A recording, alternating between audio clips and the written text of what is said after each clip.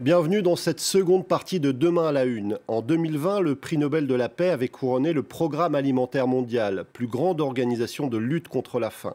Qui sera le lauréat ou la lauréate cette année? Réponse dans quelques jours. Dans la liste des prétendants, des personnalités aussi diamétralement opposées que Donald Trump et Greta Thunberg. Quelles sont les tendances, les favoris d'un millésime marqué par la pandémie de Covid-19? L'événement a-t-il encore un sens dans un monde où parfois des prix Nobel n'empruntent pas le chemin de la paix, bien au contraire? Nous en parlons avec nos deux chroniqueurs internationaux maison, Bruno Darou et Gauthier Rybinski. Alors Bruno, c'est sans doute le prix Nobel le plus scruté que celui de la paix. Il y a du monde cette année. Je crois que c'est le troisième plus non important de candidats de l'histoire du prix Nobel. Oui, absolument. On est à 329 organisations et individus au total qui postulent pour ce prix Nobel de la paix. Alors, on ne connaît pas évidemment tous les postulants parce que, en général, ils restent secrets, sauf si leurs parrains veulent révéler qui ils sont. Et vous avez déjà cité quelques noms. On trouve effectivement Greta Thunberg, des personnalités comme Donald Trump. Alors, il faut savoir que le prix Nobel de la paix, c'est quand même, parmi l'ensemble des prix Nobel, celui qui reste le plus prestigieux, on va dire, et c'est aussi un peu toujours le reflet de son époque. Voilà pourquoi on trouve sur la thématique climatique Greta Thunberg. Alors, Donald Trump, vous allez me dire pourquoi Donald Trump? Eh bien, parce que il est considéré apparemment comme un homme d'État qui a fait avancer la paix au Moyen-Orient, rapprocher Israël et certains pays arabes. D'ailleurs, on trouve aussi sur la liste des postulants Benjamin Netanyahou, par exemple, ou encore Mohamed Ben Zayed, l'homme fort des Émirats arabes unis. Alors, il y a toujours aussi beaucoup d'organisations. On peut citer cette année, on va y revenir, Reporters sans frontières ou le mouvement Black Lives Matter, des opposants aussi à des régimes autocratiques comme Alexei Navalny cette année ou Svetlana Tikhanovskaya pour la Biélorussie, et puis aussi des éléments, des représentants du mouvement pour la démocratie à Hong Kong. Ce qui fait que le prix Nobel de la paix, c'est toujours aussi un peu le prix Nobel pour la défense des valeurs démocratiques, quelque part. Alors, cette année 2021 a été marquée par la pandémie.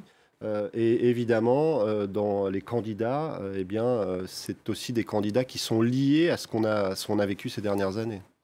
Oui, parce qu'il arrive souvent dans la remise du prix Nobel de la paix que l'on focalise sur une région du monde qui aurait valeur de symbole.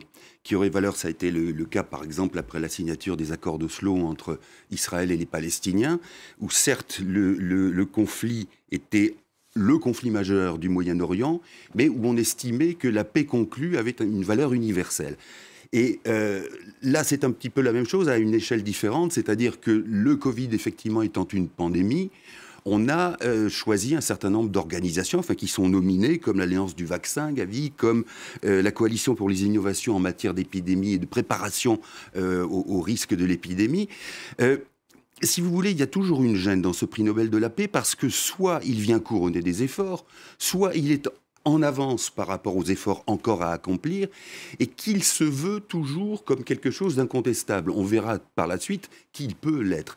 Mais je voudrais, pour terminer cette première question, terminer par une pirouette, si vous voulez. C'est-à-dire qu'en matière de Covid, peut-être qu'il serait intéressant, c'est de trouver le ou la scientifique, l'homme ou la femme politique qui aurait, par exemple, réussi à convaincre les citoyens à se vacciner, alors qu'on voit très bien qu'un certain nombre de survivances dans la virulence de cette épidémie sont dues précisément à ceux qui ne veulent pas se faire vacciner. Là, ça aurait été peut-être quelque chose, alors on me dirait c'est compliqué de sélectionner des candidats pour ça, mais ça aurait été, disons, moins au tiède, un peu plus offensif. On aurait peut-être pu penser aussi à celui qui s'est battu bec et ongle pour essayer que les vaccins soient distribués aussi dans les parties du monde où les gens ne sont quasiment pas vaccinés. Oui, c'est le programme COVAX, effectivement. Oui, là ça avait quelque chose, si vous voulez, de prospectif, où on dit il y a encore de la marge, mais il faut y aller.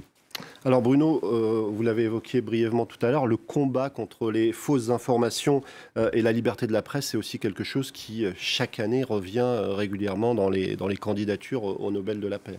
Oui, alors c'est pour ça que l'on trouve des organisations comme Reporters sans frontières, par exemple, ou le CPJ, le Comité pour la protection des journalistes, tout simplement parce que le présupposé là-dedans, c'est de penser que la paix ne peut être véritablement établie que dans des sociétés où ces valeurs, notamment de liberté de la presse, sont préservées. Il y a aussi la préoccupation de plus en plus prégnante, en fait, des fake news, des fausses informations. Donc voilà pourquoi on retrouve ces thématiques. Ce n'est pas la première année, effectivement, qu'elle est présente, mais on retrouve cette thématique de la liberté de la presse et des fake news encore présente cette année, tout simplement parce que les choses vont s'aggravant. Et effectivement, comme le disait Gauthier, le prix Nobel de la paix, c'est soit une prospective ou soit un phénomène qui va en s'aggravant et qui devient préoccupant, et on essaye d'alerter. Il y a aussi une fonction d'alerte du prix Nobel de la paix. Alors, tout à l'heure, Bruno a évoqué deux candidats, Benjamin Netanyahu et Donald Trump. Un certain nombre d'observateurs pourront trouver ça peut-être un peu incongru. N'importe qui peut être candidat au Nobel. Oui, c'est plus qu'incongru. Parce qu'au fond, si ces deux personnages sont nominés, c'est parce que ils sont censés avoir concocté un plan de paix au Moyen-Orient, plan de paix qui est avant tout une entente électorale entre les deux, puisque chacun avait promis à l'autre de l'aider à se faire réélire. Patatras, ça n'a pas marché, mais c'est important pour eux.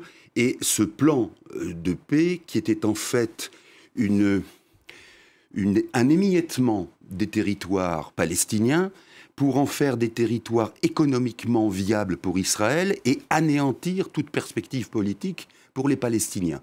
Et d'ailleurs, la paix, ça se fait à plusieurs partenaires. Or, les Palestiniens ont été totalement éliminés de ces discussions. Et alors, on pourrait dire c'est aussi parce qu'il y a cette reconnaissance par Israël de certains pays arabes, le Maroc, les États-Unis, les Émirats arabes unis, pardon, et tout cela, se fait sur le dos des Palestiniens, puisque c'est un mariage d'intérêts bien compris, avec pour but la défense, la protection contre l'Iran, de se protéger de l'Iran, mais tout ça est un mariage arrangé et qui ne reflète que la volonté, encore une fois, d'éliminer la question palestinienne, quel que soit par ailleurs le jugement qu'on puisse porter sur ses responsables, que ce soit en Cisjordanie ou à Gaza.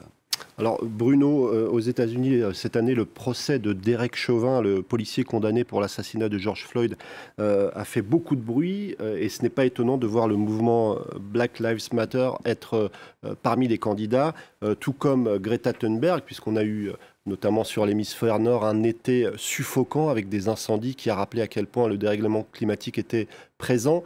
Ce sont deux favoris ?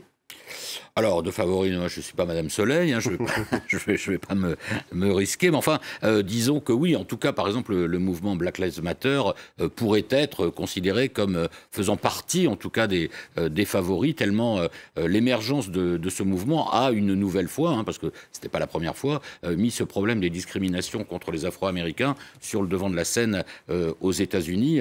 Donc oui, en tout cas, je dirais que c'est un concurrent sérieux. Quant à la thématique climatique, évidemment, elle est très présente avec Greta Thunberg, qui est une personnalité à la fois très très militante, très lobbyiste en quelque sorte, qui ne cesse d'interpeller les gouvernements sur le thème plus vite, plus fort, on va vers la catastrophe, vous ne faites rien, vous n'allez pas assez vite. C'est donc une personnalité quelque part jugée par beaucoup comme un peu radicale. Donc si elle obtenait le prix Nobel de la paix, ce serait à la fois la reconnaissance que la lutte contre le réchauffement climatique est arrivée quand même à un point d'extrême urgence, c'est la première chose, et qu'on n'hésite pas pour le coup à récompenser en quelque sorte une personnalité qui est tout de même très radicale.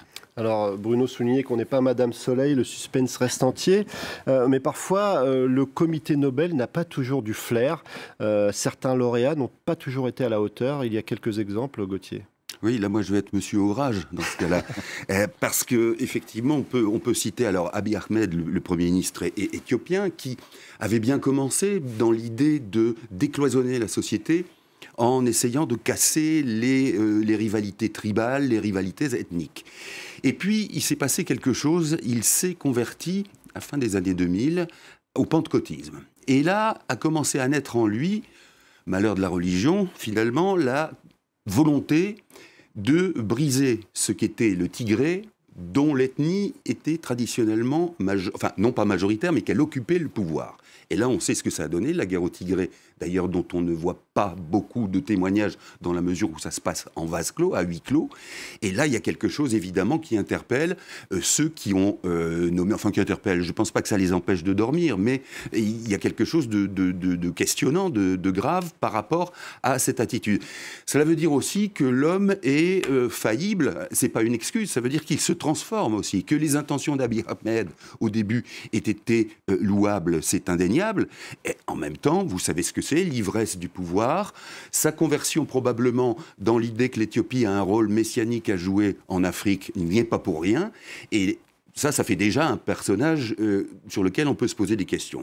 Il y a évidemment Aung San Suu Kyi, dont on connaît finalement les limites, et là aussi c'est une question qui se pose à ceux qui nomment le lauréat. Aung San Suu Kyi par rapport aux Rohingyas, c'est-à-dire cette minorité musulmane pourchassée, persécutée, tuée, violée, tout ce que vous voulez en Birmanie. Eh bien, Aung San Suu Kyi n'a pas été capable de arrêter, non pas d'arrêter cela parce qu'elle n'est pas à la direction de la junte, mais de dire au moins, ça ne me va pas. Alors, c'est l'environnement, c'est aussi une culture, cette culture du nationalisme birman, qui n'a jamais reconnu les Rohingyas, mais c'est aussi une limite dans la mesure où la paix qu'elle a tenté d'imposer n'est pas universelle. Je termine d'un mot sur Barack Obama, auquel on a beaucoup reproché finalement ce prix Nobel. Ce prix Nobel, il l'avait dit lui-même, lui a été attribué en début de mandat. Et il avait dit, quand il l'a reçu à Oslo, il avait dit « Je sais très bien que cette nomination a suscité beaucoup de polémiques, que je ne suis qu'en début de mandat et je vais essayer d'être digne de cette nomination. » Le problème de Barack Obama, c'est qu'il a dit, mais peut-être à juste titre, qu'il n'était pas contre toutes les guerres, mais contre les guerres stupides. Et quand il a fait assassiner Ben Laden, est-ce qu'il fallait qu'il soit un prix Nobel de la paix, c'est-à-dire qu'il ne fasse pas assassiner? Ça, c'est la question. Il y a des guerres, oui, il faut l'admettre, il y a des guerres qui sont utiles, qui sont nécessaires, précisément si on veut servir la paix. Mais alors là, c'est un débat philosophique. Alors, c'est déjà la fin de cette émission. Je passerai encore avec beaucoup de plaisir un peu de temps avec vous, mais on est obligé de se quitter. L'information continue sur France 24. Merci beaucoup, messieurs.